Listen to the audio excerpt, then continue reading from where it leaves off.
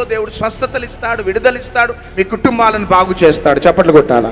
కానీ దాని తర్వాత మీరు వాక్యం అనే బంట మీద కట్టబడాలి, రేమా అనే బంట మీద కట్టబడాలి. ఆ వాక్యం ఏం చేస్తుందంటే జీవితాంతం మిమ్మల్ని ప్రొటెక్ట్ చేస్తుంది. రేమా నీ జీవితంలో ఒక బలమైన కార్యాన్ని చేస్తుంది. ఆశ కలిగి నువ్వు ప్రార్థన చేస్తే, ఆసక్తి కలిగి నువ్వు దేవుని వేడుకుంటే, దేవుడు నీ యొద్దకి దేవుని వాక్కుని పంపబోతున్నాడు. నా ప్రజలు ఒక చెరలో ఉన్నారు, నా ప్రజలు ఒక బంధకంలో ఉన్నారు, నా ప్రజలు ఒక కట్లతో ఉన్నారు, కానీ వారిని నేను విడిపించాలని కోరుకుంటున్న దేవుడను. ఆమేన్.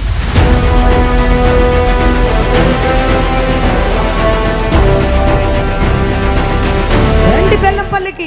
3 దినాలు ఉజ్జీవ సభలు బెల్లంపల్లిలో జరగబోతున్నాయి. కృప కలగబోతుంది. ఇక్కడ ప్రార్థనలో, ఆరాధనలో, వాక్యములో శక్తి పొందుకొని 3 దినాలు ఎస్తేరు గడిపినట్టు శాశ్వత కృప పొందుకొని విజయం పొందబోతున్నాం.